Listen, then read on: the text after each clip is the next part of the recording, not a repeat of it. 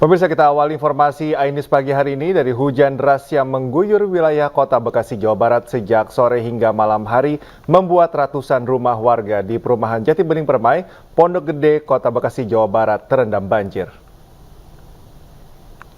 Pemirsa, intensitas hujan tinggi sejak sore hingga malam hari serta drainase yang buruk membuat air tidak kunjung surut. Selain itu, pemirsa, perumahan Jati Bening baru yang berada di dataran rendah membuat air dengan cepat menggenangi rumah-rumah warga. Hingga kini, ketinggian air mencapai 60 hingga 80 cm. Akibat banjir, akses jalan tidak dapat dilalui dan terpaksa memakai perahu karet yang disiapkan petugas BPBD Kota Bekasi.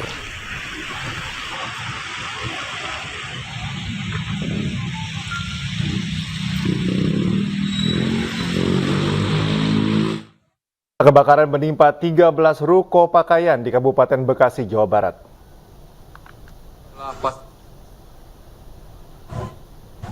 Pemirsa, inilah kepanikan warga serta para pedagang saat api berkobar membakar 13 ruko pakaian di Jalan Chandra Baga, Kelurahan Bahagia, Kecamatan Babelan, Kabupaten Bekasi, Jawa Barat pada Sabtu dini hari.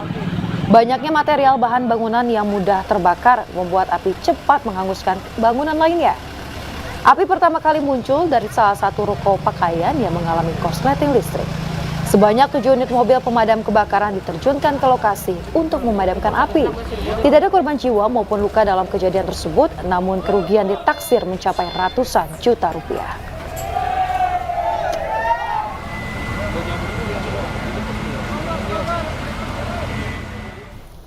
Lima rumah terbakar di kawasan padat penduduk di kawasan Braga, Kota Bandung, Jawa Barat. Dalam kebakaran ini, 2 warga dilarikan ke rumah sakit akibat sesak nafas saat menyelamatkan barang berharganya.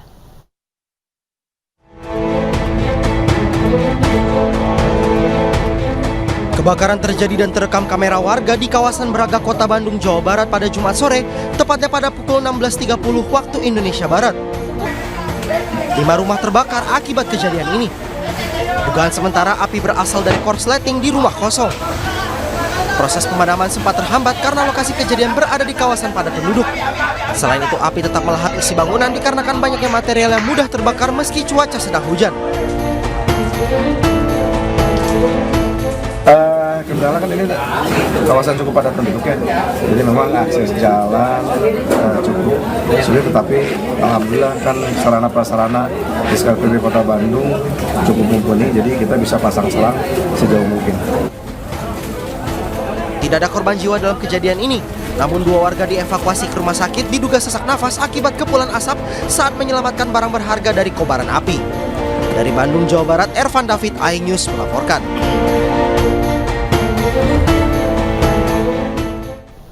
Pemirsa, 2 pekerja tergantung di ketinggian 10 meter akibat tali gondola gedung yang terputus. Evakuasi pun berlangsung dramatis.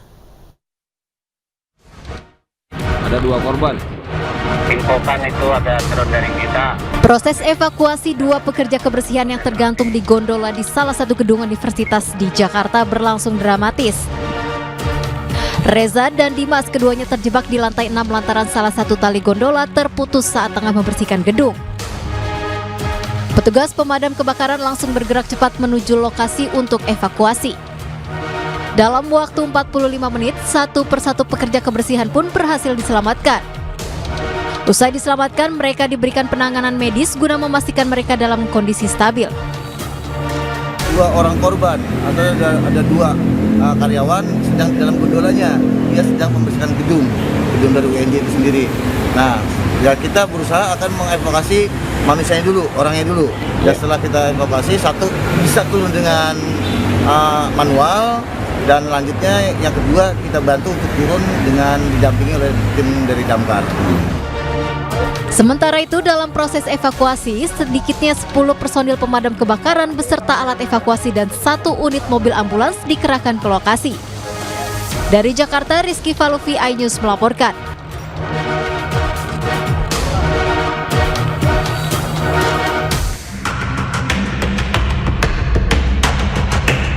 Raffi Ahmad diduga terlibat skandal pencucian uang mencapai ratusan miliar rupiah. Dugaan diungkapkan Ketua Nasional Corruption Watch Hanifah Sutrisna. Informasi ini berdasarkan bukti yang telah dikumpulkan NCW bahwa sumber kekayaan Raffi Ahmad sebagian diduga berasal dari terdakwa kasus korupsi. Dan ini bermula dari pengaduan dari masyarakat ini mengatakan bahwa yang menempatkan uang ini hingga saat ini tidak bisa menghubungi saudara R karena dia bilang sudah menempatkan puluhan miliar. Dan tidak hanya kepada saudara R, ada beberapa orang artis juga, dan setelah beberapa bulan ini tidak bisa dihubungi. Sementara itu, Raffi Ahmad membantah bahwa harta kekayaannya berasal dari dugaan tindak pidana pencucian uang. Ya mungkin karena sekarang lagi tahunnya politik, dan juga ya aku nggak ngerti lah. Sebenarnya aku bukan politikus, dan aku juga ya mungkin karena aku mensupport salah satu paslon, ya ada yang suka atau ada yang nggak suka, tapi intinya aku jelaskan bahwa itu tidak benar. Sementara menurut pakar TPPU Yenti Garnasi menyatakan, jika benar Raffi Ahmad terlibat dugaan TPPU, PPATK serta polisi harus segera bertindak. Dari A ke R misalnya, kalau ini betul, R ke partai, ini di TPPU-nya juga sudah ada dua layer TPPU lagi gitu. Ini berbahaya sekali untuk kita mencapai pemilu yang jurdil ya, untuk menjadikan satu orang-orang pemimpin yang baik yang tidak tercemar dari hasil kejahatan. Jadi harusnya PPATK segera cepat, penyidik juga cepat. Saat ini diketahui Raffi Ahmad merupakan tim ses pasangan calon presiden dan wakil presiden nomor urut 2 Prabowo Subianto dan Gibran Rakabuming Raka. Kehadirannya sering terlihat pada kampanye paslon nomor urut 2 tersebut. Dari Jakarta, tim liputan iNews melaporkan.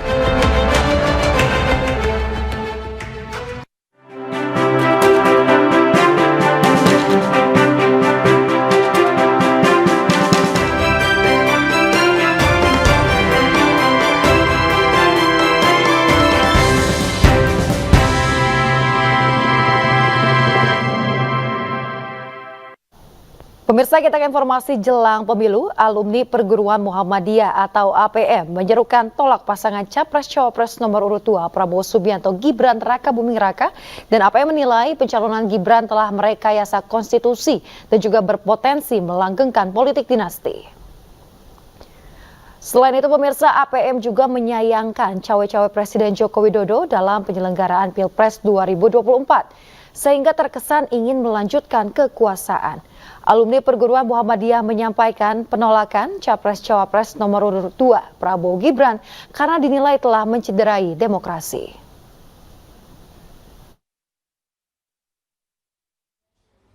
Menyatakan petisi hapus Prabowo Gibran atau disingkat dengan PHP Gibran.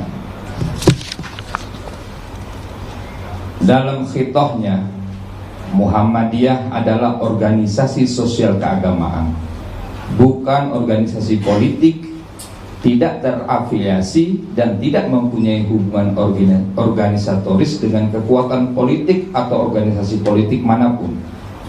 Namun demikian, bukan berarti Muhammadiyah apolitik serta abai dengan persoalan politik. Politik Muhammadiyah adalah politik kebangsaan, bukan perjuangan politik praktis untuk merebut kekuasaan. Pemirsa, sejumlah guru besar Universitas Tanah Air melayangkan petisi terhadap pemerintah terkait kondisi demokrasi di Indonesia akhir-akhir ini.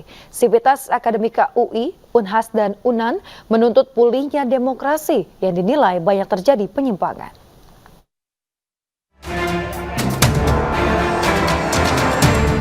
Sivitas Akademika Universitas Indonesia mendeklarasikan seruan terkait situasi demokrasi Indonesia saat ini. Sejumlah guru besar, akademisi, dan alumni UI menggelar seruan kebangsaan kampus perjuangan. Ada 4 poin yang diserukan Sivitas Akademika Universitas Indonesia. Salah satunya menyerukan agar semua perguruan tinggi di seluruh tanah air mengawasi dan mengawal pelaksanaan pemungutan dan perhitungan suara di wilayah masing-masing. Kami telah sepakat bahwa para guru besar di semua wilayah Indonesia yang tergabung dalam Majelis Dewan Guru Kapiten BH telah mengikrarkan pada 2 bulan lalu bahwa kami bertugas. Jadi kewajiban kita semua adalah untuk menjaga pemilu agar jujur dan adil. Dan kami juga sepakat bahwa setiap universitas harus melakukan langkah-langkah baik secara individual maupun secara kelompok untuk bisa menjalankan dan menjamin agar ke depan ini kita memiliki pemilu yang benar-benar diinginkan oleh rakyat Indonesia. Sementara itu, Aliansi Sivitas Akademika Universitas Andalas Padang, Sumatera Barat juga keluarkan pernyataan sikap berupa manifesto untuk penyelamatan bangsa. Pernyataan ini merupakan wujud keresahan perguruan tinggi atas bentuk praktek politik dinasti serta pelemahan institusi demokrasi yang sedang terjadi saat ini. Manifesto ini disampaikan sebagai wujud tanggung jawab moral institusi perguruan tinggi terhadap keselamatan serta kejayaan bangsa. Turunnya kampus-kampus di berbagai negeri itu, pelosok negeri kita, tentu sebagai bukti bahwa kita punya sinyal yang sama, sinyal batin yang sama bahwa negara kita tidak dalam keadaan baik-baik saja. Sehingga itulah yang membuat kami sinyal batin antar para guru besar, para pendidik ini membuat kami turun ke jalan, memberi himbauan, menyatakan sikap keprihatinan. Mudah-mudahan apa yang kami sampaikan itu didengar oleh pemangku kekuasaan di negeri ini. Turut menyuarakan keresahannya, Forum Guru Besar dan Dosen Unhas ikut bergerak untuk demokrasi dan turut membacakan petisi untuk mengingatkan Presiden Joko Widodo agar tetap pada jalur demokrasi yang sesuai Undang-Undang Dasar 1945. 1. Senantiasa menjaga dan mempertahankan Pancasila dan Undang-Undang Dasar 1945 dalam pelaksanaan pemilu sebagai instrumen demokrasi. 2. Mengingatkan Presiden Jokowi dan semua pejabat negara, aparatur hukum, dan aktor politik yang berada di Kabinet Presiden untuk tetap berada pada koridor demokrasi, serta mengedepankan nilai-nilai kerakyatan dan keadilan sosial, serta rasa nyaman dalam berdemokrasi. Sivitas akademisi di Indonesia ini berharap bisa mengembalikan demokrasi yang dinilai mati agar kembali jujur yang berkeadilan bagi seluruh rakyat Indonesia. Tim Liputan iNews melaporkan. Pemirsa, juru bicara TPN Ganjar Mahfud, Aiman Wicaksono didampingi tim hukum TPN Ganjar Mahfud melaporkan penyidik Polda Metro Jaya yang menyita HP pribadi miliknya ke Divisi Propam Mabes Polri. Laporan ini ditanggapi oleh Direkkrimsus Polda Metro Jaya yang menghormati keputusan Aiman dalam pelaporannya.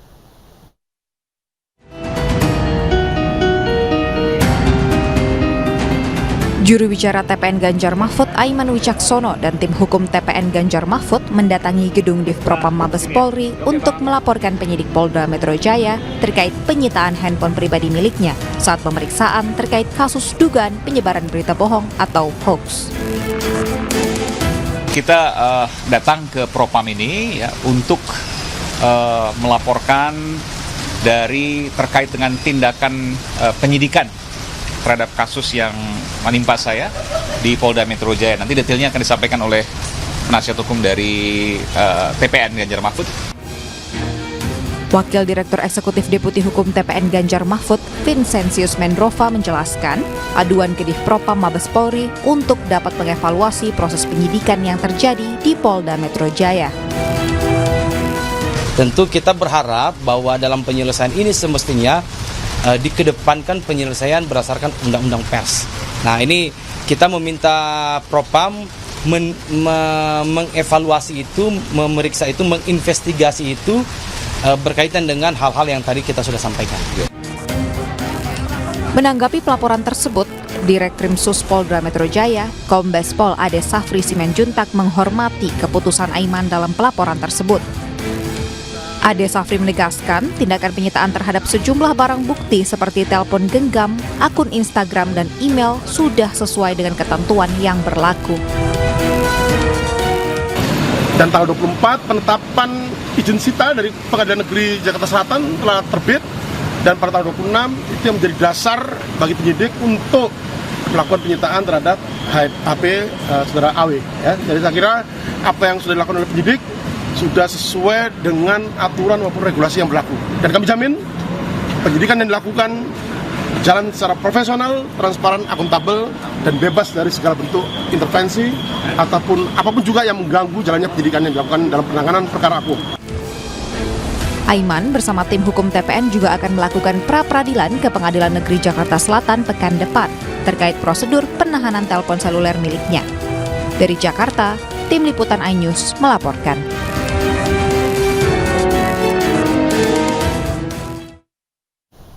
KPU akan menggelar debat terakhir Pilpres 2024 pada Minggu 4 Februari 2024 mendatang. Nantikan informasinya usai jeda, tetaplah bersama kami di Ainis Pagi.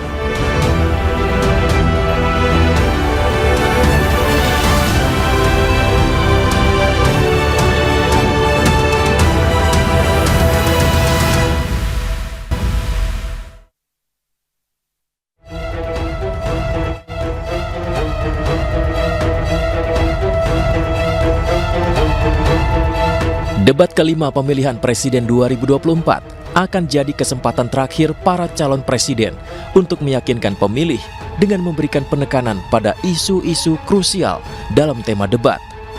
Pada debat kelima Pilpres 2024, para capres akan beradu gagasan dengan membahas 8 tema, yakni kesejahteraan sosial, kebudayaan, pendidikan, teknologi informasi, kesehatan, ketenaga kerjaan, sumber daya manusia, dan inklusi.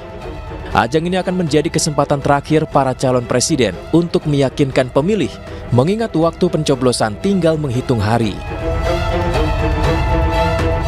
Jelang debat capres, isu-isu yang nantinya akan dibahas di debat bahkan sudah mulai dipanaskan. Salah satunya terkait kesejahteraan sosial melalui bansos.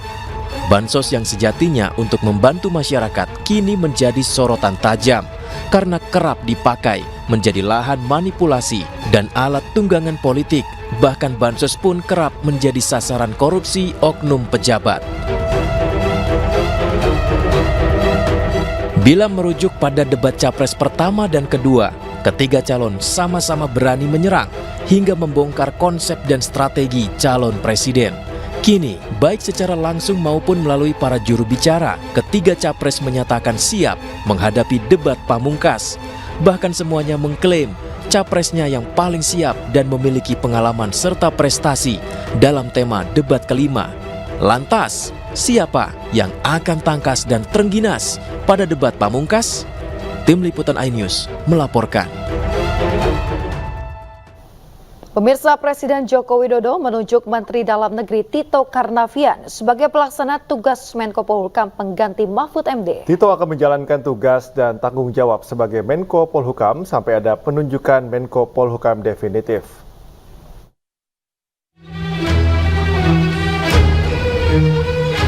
Presiden Jokowi telah menentukan pengganti Mahfud MD. Ia adalah Menteri Dalam Negeri Tito Karnavian.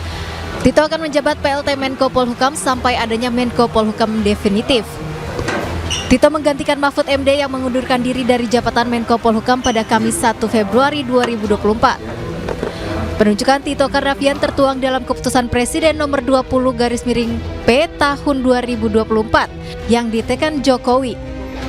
Pada hari ini, hari Jumat tanggal 2 Februari 2024, Presiden telah menandatangani Kepres yang berisi pemberhentian dengan hormat Bapak Mahfud MD dan juga pengangkatan Bapak Tito Karnavian sebagai pelaksana tugas, wewenang dan tanggung jawab Menko Polhukam sampai dengan adanya Menko Polhukam definitif.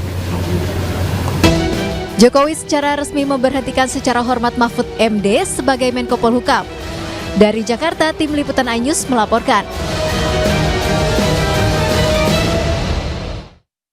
Usai resmi mundur sebagai Menko Polhukam, Mahfud MD melakukan sejumlah kegiatan terakhir bersama pegawai Menko Polhukam. Mahfud juga memberikan pidato perpisahan dan pesan terakhir saat berpamitan.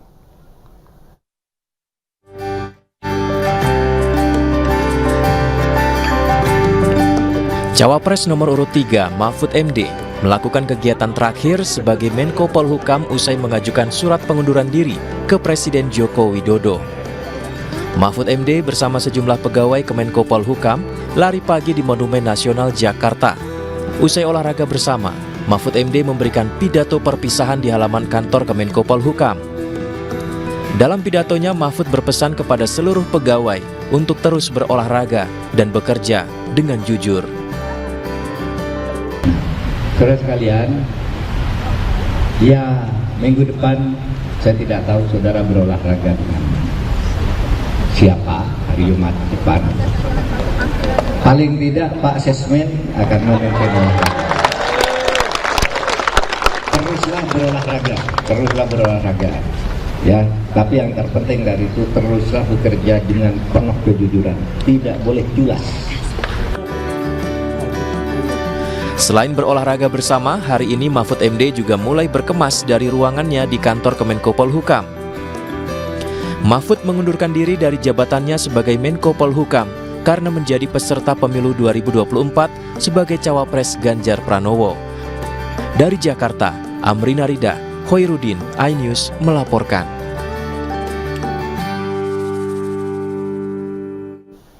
Pemirsa, Capres nomor urut 3 Ganjar Pranowo buka suara terkait mundurnya Mahfud MD dari Kabinet Indonesia Maju. Ganjar mengapresiasi keputusan Mahfud MD dan menyebut Mahfud memiliki integritas yang tinggi.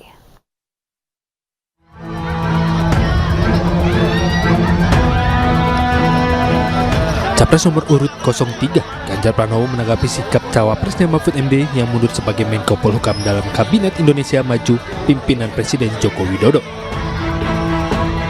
Ganjar memuji sikap beraninya cawapresnya itu yang dinilai sebagai sosok pemberani untuk meletakkan jabatannya. Menurut mantan Gubernur Jawa Tengah itu, hal ini dilakukan Mahfud MD demi menghindari pemanfaatan fasilitas yang disediakan negara. Ya, biasa saja, kan setidaknya kita menyampaikan pada publik karena konflik of interest-nya tinggi, maka dengan integritasnya Pak Mahfud memberikan contoh yang baik. Saya respect betul sama beliau. Keputusan Mahfud MD menunjukkan integritas yang sangat tinggi agar untuk mengurangi potensi-potensi penyalahgunaan fasilitas negara. Dari Jakarta, Salam Rahmat, Bagus Prasetya Adi, iNews melaporkan. Tim pemenangan nasional Ganjar Mahfud akan menggelar kampanye kreatif bertajuk Gelaran Harapan Jutaan atau Hajatan Rakyat di Gelora Bung Karno Sabtu siang nanti. Hajatan rakyat ini akan berkolaborasi dengan kalangan seniman, budayawan, aktivis, serta grup band slang yang sudah lebih dulu mendeklarasikan dukungan terhadap pasangan Ganjar Pranowo Mahfud MD. Slang juga telah merilis lagu berjudul Salam Metal sebagai bentuk dukungan untuk Ganjar Mahfud. Hajatan rakyat digelar untuk mengajak masyarakat Indonesia turut serta merasakan demokrasi serta menunjukkan semangat Ganjar Mahfud yang berpihak kepada rakyat.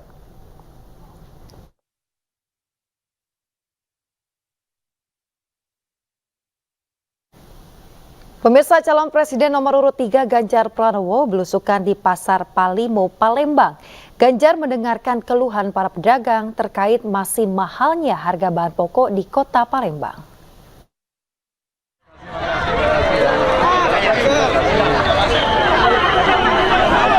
Kehadiran calon presiden nomor urut 3 Ganjar Pranowo di Pasar Palimo, Kecamatan Kemuning, Palembang langsung diserbu warga yang sejak pagi sudah menanti kehadiran mantan gubernur Jawa Tengah ini. Ganjar menyusuri lapak-lapak pedagang dan mendengarkan keluhan pedagang terkait mahalnya harga kebutuhan pokok. Ganjar prihatin dengan harga beras, gula, dan sayuran yang dikeluhkan terpantau masih mahal. Dengan kondisi ini, perlu ada kebijakan yang harus segera menyesuaikan dengan kemampuan harga kebutuhan pokok masyarakat agar tidak memberatkan. Harga beras masih tinggi, ya. Mereka jatuhnya sama di harga 14.000, 15.000. Lalu gula yang dulu 14.000, 18.000. Kebutuhan pokok yang sudah berbulan-bulan rasanya memang perlu stabilisasi segera. Ganjar Pranowo berharap warga Palembang memilih pemimpin yang mendengarkan aspirasinya demi hidup yang lebih baik. Dari Palembang, Bambang Irawan, iNews melaporkan. Calon Presiden nomor urut 1 Anies Baswedan menghadiri acara sarasehan Dewan Perwakilan Daerah atau DPD RI di Gedung Nusantara 4 Kompleks Parlemen Senayan, Jakarta. Anies tiba di Gedung DPR MPR DPD RI sekitar pukul 15.30 waktu Indonesia Barat. Dalam acara sarasehan DPD RI, Anies memaparkan visi misi dan tanya jawab bersama pimpinan dan anggota DPD RI. Tema acara yakni menatap kemajuan daerah dan sistem ketatanegaraan.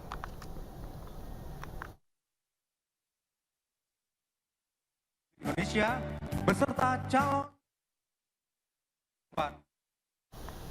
Pemirsa, calon wakil presiden nomor urut 1 Muhaimin Iskandar menghadiri dialog kebangsaan di Kota Serang, Banten.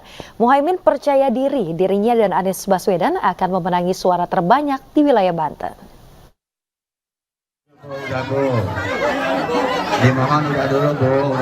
Calon wakil presiden nomor urut 1 Muhaimin Iskandar bersafari politik ke Kota Serang, Banten. Kedatangan Muhaimin di Serang untuk menghadiri acara dialog kebangsaan bersama ratusan pensiunan aparatur sipil negara yang sempat berdinas di Banten. Paslon Anies Baswedan Muhaimin Iskandar percaya diri akan memenangi suara terbanyak di Banten. Alhamdulillah ya, Banten ini termasuk seperti DKI dan Jawa Barat. Ini kita sudah sampai pada optimisme menang di 3 provinsi ini. Amin. Jawa Barat kuat sekali, DKI otomatis karena Mas Anies mantan gubernur yang diterima. Yang ketiga Banten, fanatiknya luar biasa. Selain dialog kebangsaan, Muhaimin Iskandar juga akan mengikuti acara Istighosah kemenangan bersama para relawan di Kabupaten Tangerang. Dari Serang, Banten, Mahesa Apriandi, iNews melaporkan. Kebersamaan kita hari ini. Cawapres nomor urut 2 Gibran Rakabuming Raka dan istrinya Selvi Ananda belusukan ke Pasar Kemiri, Depok, Jawa Barat. Gibran dan Selvi juga menemui ibu-ibu hamil dan membagikan makanan serta susu gratis.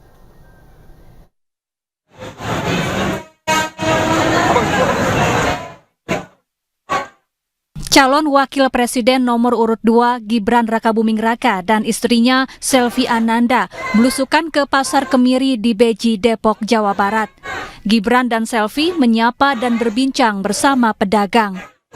Keduanya juga berbelanja sejumlah bahan pangan seperti ikan teri Medan, gula pasir, bawang merah, dan bawang putih. Gibran juga membagikan buku dan alat tulis.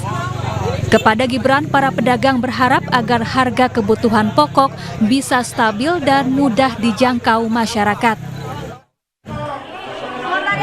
Usai dari Pasar Kemiri, Gibran dan istrinya Selvi Ananda menyapa ibu-ibu hamil di kawasan Cipayung, Depok.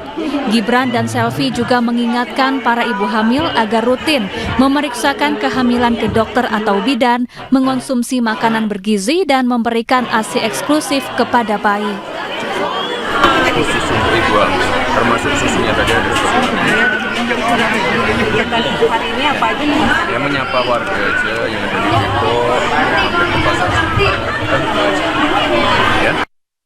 Selain berbincang bersama warga, Gibran juga membagikan makanan dan susu khusus untuk ibu hamil. Dari Depok, Jawa Barat, Iyung Rizky, iNews melaporkan. Pemirsa, Presiden Joko Widodo membuka Kongres ke-16 Gerakan Pemuda Ansor di Pelabuhan Tanjung Priuk, Jakarta Utara. Dalam sambutannya, Jokowi mengingatkan pemilu harus berjalan demokratis, menggembirakan, dan tidak meresahkan. Pemirsa, Presiden Jokowi meminta agar seluruh pihak menjaga berlangsungnya pemilu dengan aman dan juga tertib. Jokowi juga meminta GP Ansor agar berada di garda terdepan untuk menjaga persatuan dan keutuhan Indonesia. Di samping itu, Jokowi mengapresiasi peran GP Ansor dalam mengawal dan juga mengampanyekan modernisasi beragama. Kongres atau Munas Ormas Kepemudaan. Sekali lagi, penyelenggaraan pemilu 14 Februari nanti merupakan agenda akbar nasional. Oleh sebab itu, dukungan dan partisipasi kita semuanya sangat-sangat diperlukan. Komitmen kita semua jelas bahwa pemilu harus demokratis. Pemilu harus dipastikan berlangsung aman dan tertib, transparan, dan yang paling penting, pemilu harus menggembirakan. Tidak meresahkan, tidak menakutkan, tidak mengkhawatirkan. Dan persatuan dan keutuhan bangsa harus di atas segala-galanya. Setuju? Di sisa waktu kampanye jelang pemilu 2024, pelaksana tugas Ketua Umum Partai Persatuan Pembangunan Muhammad Mardiono mengunjungi Provinsi Kalimantan Selatan. Dalam safari politiknya, Mardiono menggelar konsolidasi bersama kader dan caleg partai, serta berziarah ke makam para wali dan pahlawan.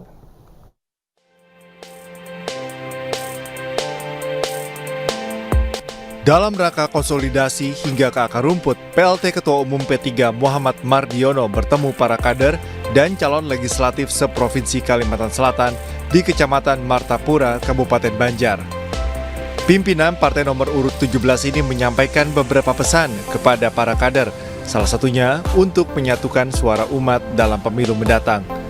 Mardiono juga menyinggung soal keterwakilan anak muda di P3, di mana telah memberikan ruang bagi pemuda untuk mencalonkan diri menjadi wakil rakyat. Di caleg-caleg kita di seluruh Indonesia, termasuk di Kalimantan Selatan, ini tadi dari Dapil Kabupaten Banjar, itu caleg sedang baru berusia 21 tahun ya, kemudian juga ada yang ya sekitar 22 tahun gitu ya. Banyak kader-kader muda yang mencalonkan dari Partai Persatuan Pembangunan, baik itu di tingkat kabupaten kota, provinsi, maupun di Dalam safari politiknya kali ini, Mardiono mengunjungi makam para wali dan makam pahlawan yang ada di Kalimantan Selatan. Destinasi pertama mengunjungi makam Syekh Muhammad Arsyad Al-Banjari. Dilanjutkan berziarah ke makam Kiai Haji Muhammad Zaini bin Abdul Ghani atau akrab disapa Guru Sekumpul. Lalu terakhir berziarah ke makam pahlawan sekaligus mantan Ketua DPW P3 Kalsel, Brigjen TNI Purnawirawan Hasan Basri.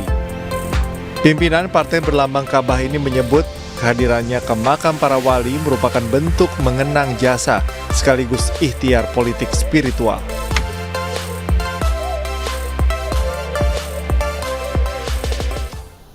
Pemirsa, Ketua Umum DPP Partai Perindo Haritanu Sudibyo bersama Ketua Umum DPP Kartini Perindo Liliana Tanu Sudibyo yang juga caleg DPR RI Dapil DKI Jakarta II kembali menggelar program pemeriksaan kesehatan gratis dan bazar sembako murah. Program ini masif digalakan di berbagai daerah untuk membantu meringankan beban ekonomi masyarakat.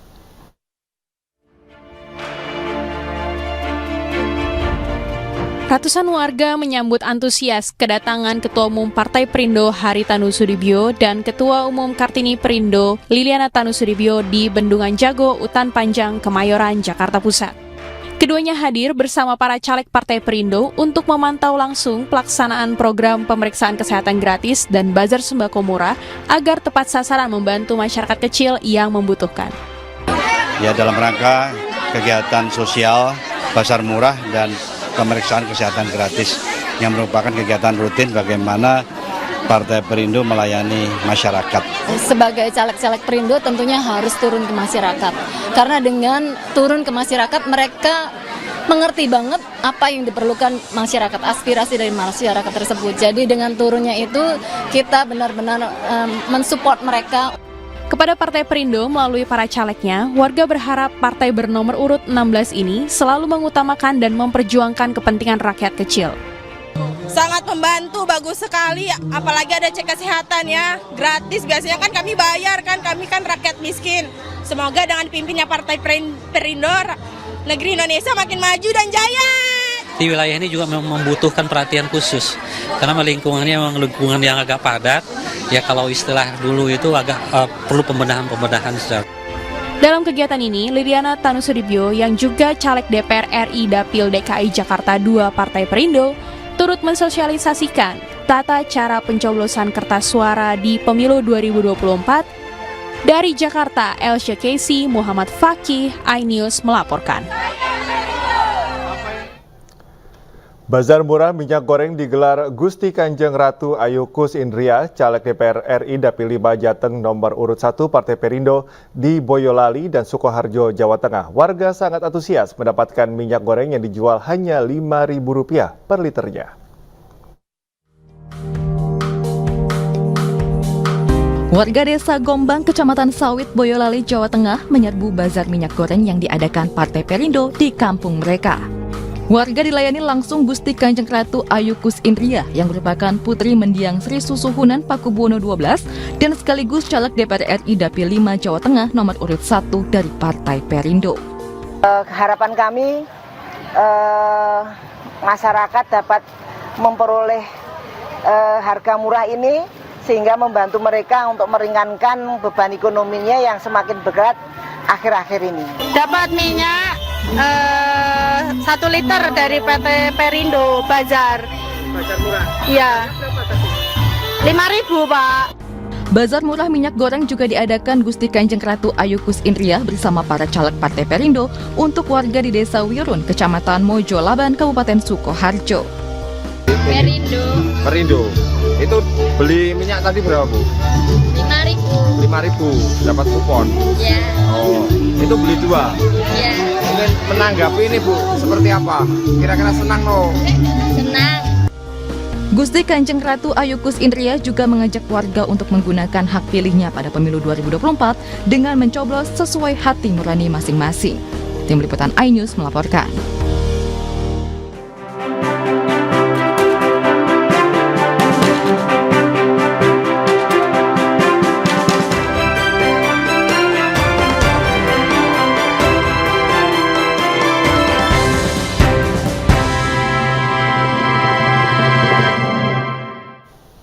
Pemirsa, pembangunan tempat wisata religi tematik menjadi usulan utama pemerintah Kecamatan Tiga Raksa. Selain 50 usulan prioritas pembangunan direkomendasikan kepada pemerintah Kabupaten Tangerang. Pemirsa, rapat musyawarah rencana pembangunan atau Musrenbang pemerintah Kecamatan Tiga Raksa menjadi ajang usulan pembangunan tahun 2024. Pembangunan monumen ikonik yang bernilai ekonomi disepakati dengan pembangunan wisata religi di Tiga Raksa, salah satunya penataan kawasan Desa Sodong yang terkenal dengan kebinekaannya, serta penataan tempat penjarahan wisata religi Syekh Mubarok. Usulan dari 14 desa dan kelurahan sudah dibagi dalam 50 usulan prioritas program, namun pembangunan wisata religi tematik, akses dan pelatihan ekonomi kerakyatan harus dibenahi.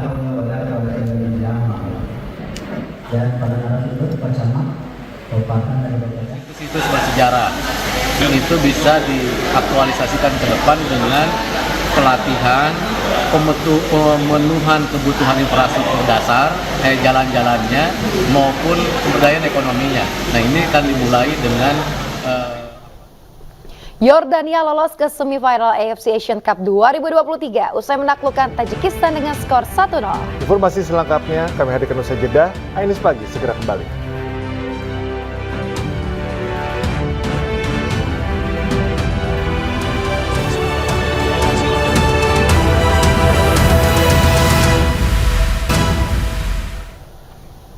Pemirsa, masih di iNews Pagi bersama saya Cika Mutazam dan rekan saya Yasmin Atania. Dan pemirsa, demikian tadi adalah berita pilihan dalam iNews Pagi hari ini. Dan kita ke informasi berikutnya, pemirsa.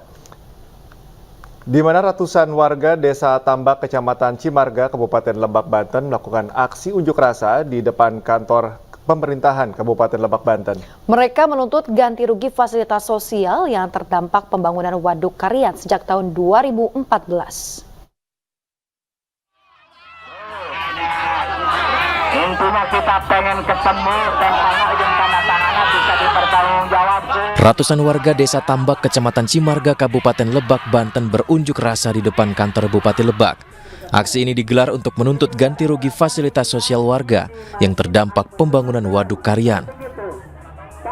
Masa meminta pemerintah setempat untuk segera merealisasikan biaya ganti rugi untuk musola, masjid, lahan pemakaman keluarga, serta 180 bidang tanah milik warga yang sudah dijanjikan sejak tahun 2014. Kami datang ke sini karena fasilitas contoh musola, masjid yang belum terbayarkan sudah dari 2014 sampai dengan 2024, berarti 10 tahun molor. Ya, datanya kami ke sini menyampaikan hak kami. Masa menyesalkan sikap pemerintah setempat karena belum membayar ganti rugi selama 10 tahun.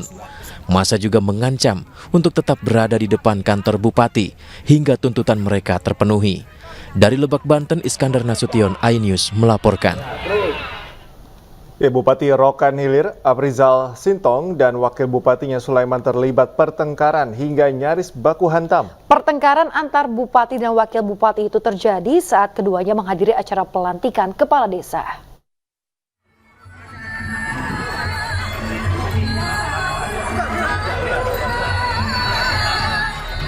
Bupati Rokan Hilir, Aprizal Sintong, dan wakil bupatinya Sulaiman terlibat pertengkaran hingga nyaris baku hantam. Keduanya yang sebelumnya duduk bersebelahan tiba-tiba cekcok, saling meneriaki hingga saling dorong. Pertengkaran ini terjadi saat Bupati Aprizal Sintong dan Wakil Bupati Sulaiman menghadiri acara pelantikan kepala desa yang dilaksanakan di Desa Pekaitan, Rokan Hilir, Riau. Warga yang berada di lokasi berupaya melerai keributan antar orang nomor 1 dan orang nomor 2 di Rokan Hilir. Belum diketahui secara pasti penyebab pertengkaran Bupati Aprizal Sintong dan Wakil Bupati Sulaiman. Keduanya belum memberikan klarifikasi terkait pertengkaran mereka. Tim Liputan iNews melaporkan.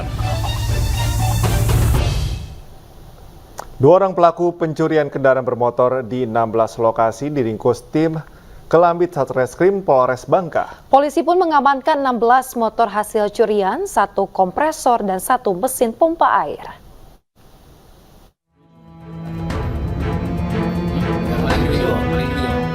Ferry 42 tahun dan Badri 32 tahun ditangkap tim Kelambit Satreskrim Polres Bangka Selasa lalu. Keduanya ditangkap di 2 lokasi yang berbeda usai mencuri sepeda motor di 16 lokasi yang ada di Kabupaten Bangka dalam kurun waktu 3 bulan. Keduanya mencuri dan menjual motor menggunakan minibus yang mereka sewa. Mereka nekat mencuri lantaran tidak memiliki pekerjaan dan kecanduan narkoba jenis sabu. Selain menangkap 2 pelaku, polisi juga mengamankan 16 motor hasil curian, 1 kompresor dan 1 mesin pompa air. Ya, untuk saat ini kita telah melakukan ungkap kasus terkait dengan curanmor yang terdiri atas 16 TKP. Untuk barang bukti yang sudah kita amankan bisa dilihat di sini, yaitu berjumlah 14 unit sepeda motor, kemudian adanya mesin kompresor dan mesin robin. Kedua pelaku dijerat pasal 363 KUHP tentang pencurian dengan pemberatan dan terancam hukuman 5 tahun penjara.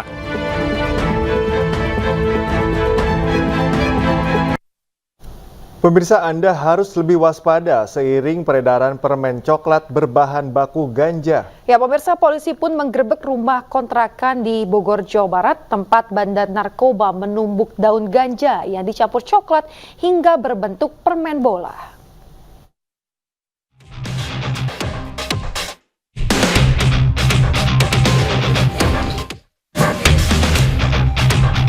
Polisi menggerebek rumah kontrakan bandar narkoba di kawasan Bojonggede, Bogor, Jawa Barat. 4 pria pembuat dan pengedar permen bola berbahan ganja ditangkap. Produk permen bola ganja merupakan narkoba varian baru.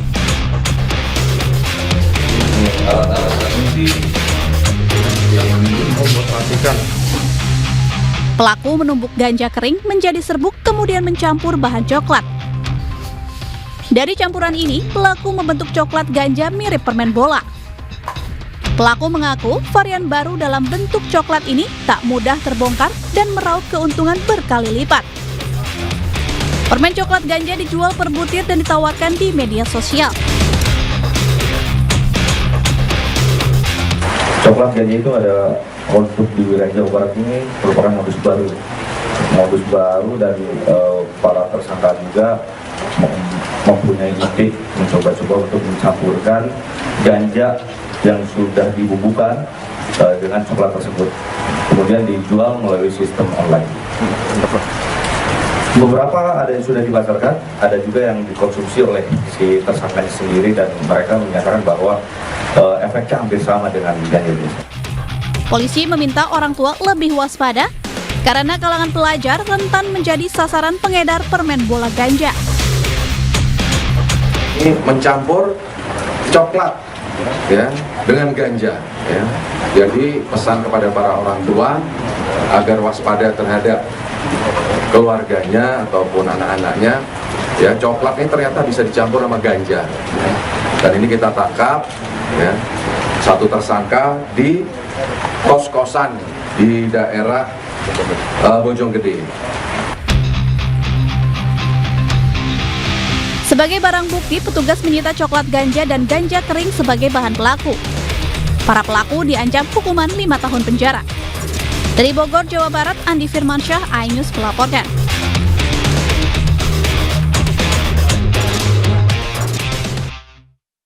Seorang warga negara Malaysia ditangkap di Pelabuhan Feri Internasional Batam Center karena menyelundupkan narkoba jenis sabu yang disimpan dalam perutnya. Pemirsa, KFH, warga Johor Baru Malaysia, diamankan petugas bea cukai dan polisi usai turun dari kapal. Petugas curiga melihat pelaku gelisah saat melewati X-ray.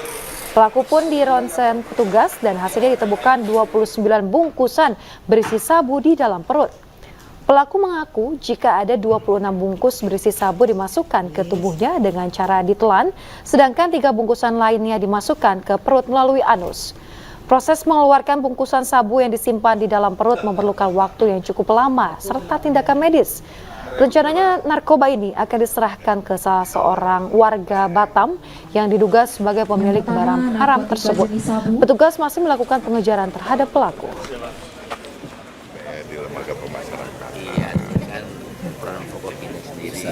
Itu kelihatan ada butiran-butiran di dalam tubuhnya. Dengan dasar itu kemudian si tersangka kita bawa ke kantor untuk dilakukan pemeriksaan lebih lanjut dan pada akhirnya dikeluarkan dari dalam tubuhnya sebanyak 26 butir bungkusan plus 3 di 2 hari kemudian, sehingga dengan total 29 yang pada saat pemeriksaan positif mengandung metamfetamin, narkotika golongan 1 jenis.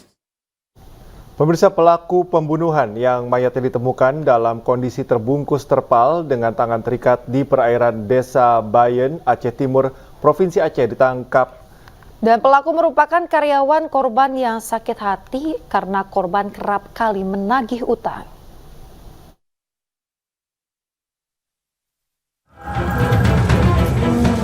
EP, pria 41 tahun, pelaku pembunuhan Baharudin Siregar yang jasadnya ditemukan di perairan Desa Bayen, Aceh Timur, Provinsi Aceh, ditangkap di tempat persembunyiannya di wilayah Kerinci, Provinsi Riau. Jasad korban ditemukan warga Desa Bayen dengan kondisi dibungkus kain dan plastik. Diduga pelaku sengaja membuang jasad korban ke sungai untuk menghilangkan jejak. Peristiwa ini bermula saat korban menagih hutang pelaku senilai 5 juta rupiah. Korban merupakan seorang pengusaha burung, sedangkan pelaku baru bekerja di toko korban selama 2 bulan. Dan terjadinya pembunuhan ini karena sakit hati, ya, karena pada hari Minggu, ya, tanggal 14 Januari sekitar pukul 23.45 mereka ribut, ya, bahwa pelaku ini meminta uangnya. Ya, uangnya ternyata dipinjam oleh korban ini tidak dikembalikan. Ya, dengan sakit hati tersebut, ya, pelaku langsung melakukan pembunuhan. Tidak hanya menangkap pelaku, Polrestabes Medan juga meringkus RTB, pembeli mobil milik korban dari tangan pelaku. Dari Medan, Sumatera Utara, Adi Palapa Harahap, iNews melaporkan. Polisi akhirnya berhasil menangkap keempat tersangka kasus penembakan WNA asal Turki di Bali. Sejauh ini motif penembakan diduga karena perampokan.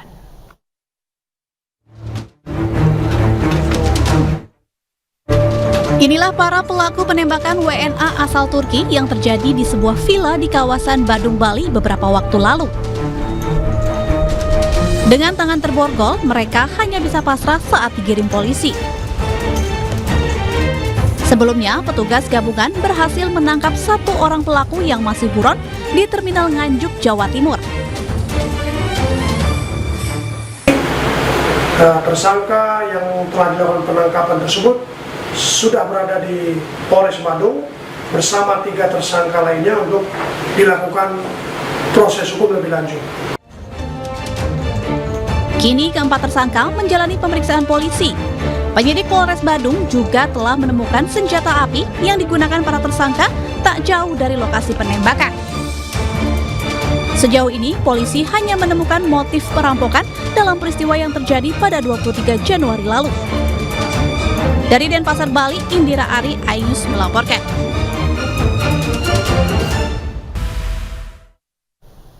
Ya, pemirsa, Anda kembali bersama kami di iNews Pagi. Kita informasi berikutnya, pemirsa. Gunung api Lewatobi Laki-Laki di Flores Timur, Nusa Tenggara Timur kembali erupsi. Ketinggian abu vulkanik mencapai 1.500 meter dari puncak kawah.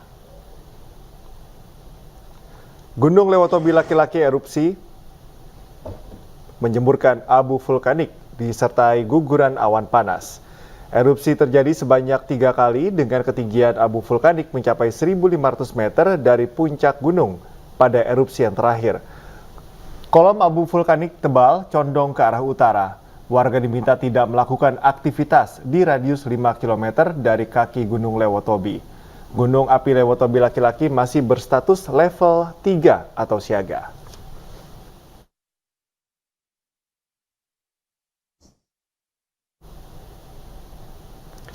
Gunung Semeru di Lumajang, Jawa Timur juga kembali erupsi. Gunung Semeru menyemburkan kolom abu vulkanik setinggi 1.300 meter dari puncak dengan abu vulkanik pekat condong mengarah ke sisi timur laut pada Jumat sore. Letusan juga disertai awan panas guguran dengan jarak luncur sejauh 800 meter ke sisi tenggara atau mengarah ke Besuk Kobokan. Data pos pengamatan Gunung Api Semeru, letusan terekam seismograf selama 124 detik. Petugas BPBD Kabupaten Lumajang mengimbau warga di kaki Gunung Semeru untuk tidak panik namun tetap waspada.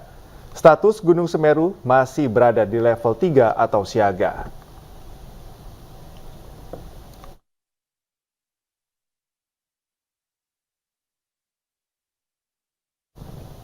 Kita ke informasi lain, pemirsa. Kecelakaan beruntun terjadi di Jalan Lintas Sumatera di Kota Lubuk Linggau, Sumatera Selatan yang melibatkan 3 kendaraan truk. Ya, akibat kejadian itu seorang kernet truk terjepit hingga menyebabkan sang kernet tewas.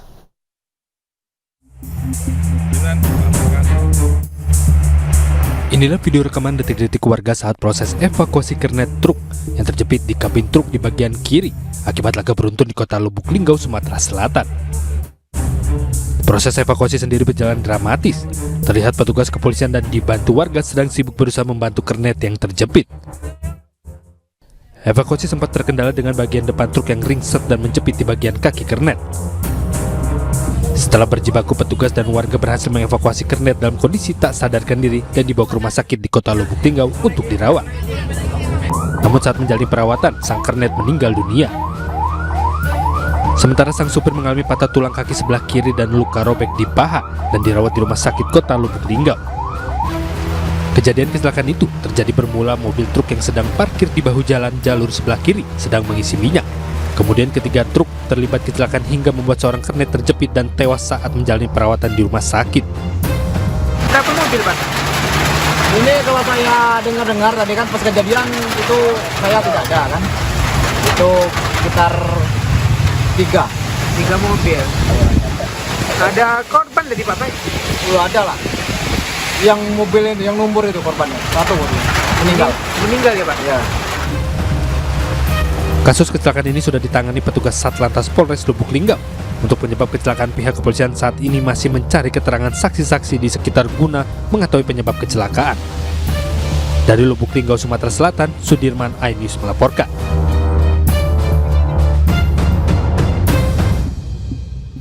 Pemirsa, seorang kakek yang berprofesi sebagai nelayan di Bangka Selatan diserang buaya ganas saat sedang melaut. Ya, detik-detik korban meminta pertolongan sempat direkam oleh warga yang turut menyelamatkan korban. Tolong!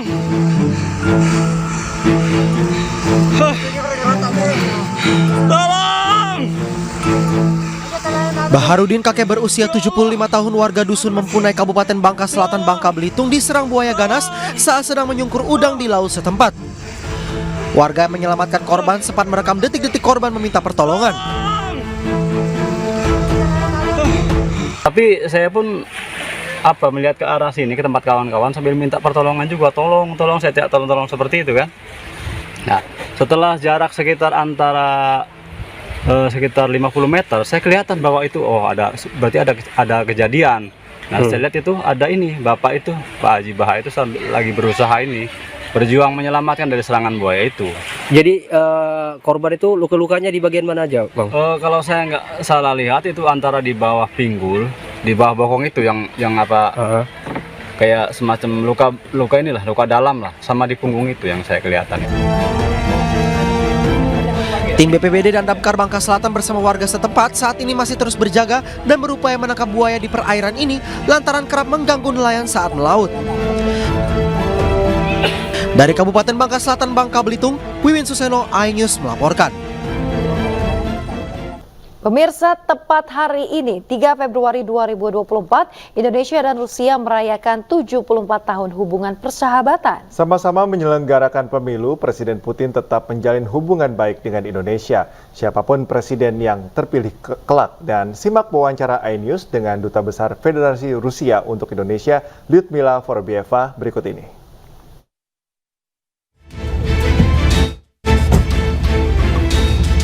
Tidak hanya di Indonesia, publik Rusia kini bersiap untuk mengikuti pemilu pada 15 hingga 17 Maret mendatang. Vladimir Putin ikut bersaing sebagai petahana dari jalur independen. Ini akan menjadi pemilu pertama pasca amandemen konstitusi Rusia tahun lalu. Dan diselenggarakan saat perang Rusia-Ukraina belum selesai. Dengan peringkat persetujuan yang berkibar sekitar 80%, Putin jauh lebih populer dibandingkan ketiga kandidat utama lain.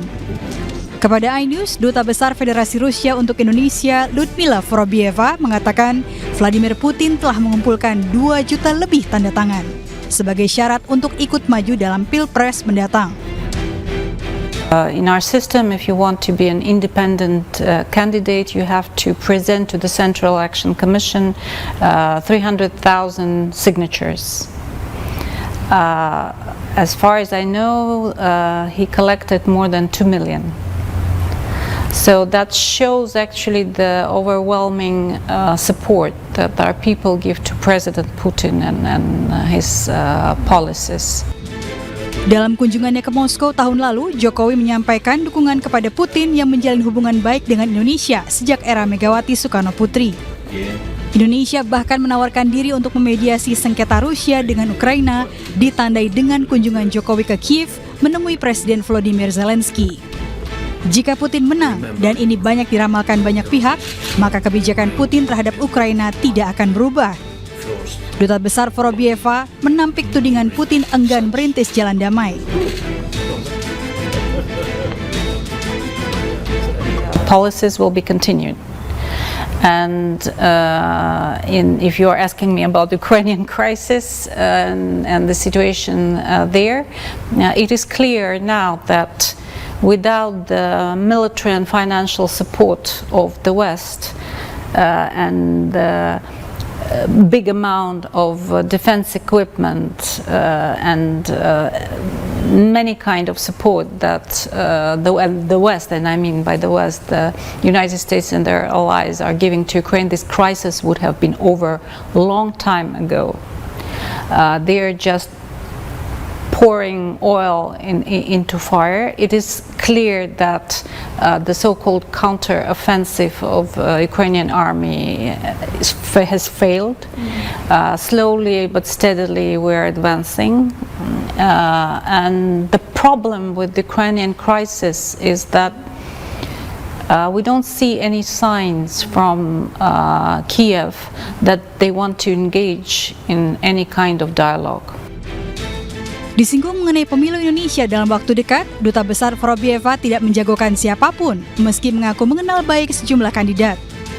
Mulai dari Anies Baswedan, mantan Gubernur DKI Jakarta, Menteri Pertahanan Prabowo Subianto, yang sangat dihargai Rusia karena berinisiatif menyumbangkan solusi untuk mengakhiri krisis Ukraina, juga Menko Polhukam Mahfud MD. You remember when Prabowo Subianto came out with the peace initiative last year during the Shangri-La dialogue. What was the reaction from Ukraine? No, immediately, like several minutes after, they said no. So you see, it's not a lack of parties who would like to mediate or who are proposing peace initiatives. Vorobyeva menambahkan kini Zelensky tengah mengatur inisiatif dialog damai yang disponsori Amerika Serikat dan beberapa negara barat. Namun formula perdamaian ini tidak berpijak pada kenyataan karena Zelensky ingin mengembalikan posisi Crimea dan Donbas yang telah jatuh ke tangan Rusia kembali ke wilayah Ukraina. Dari Jakarta, Wela Sharlita, Tri Julianti, iNews melaporkan.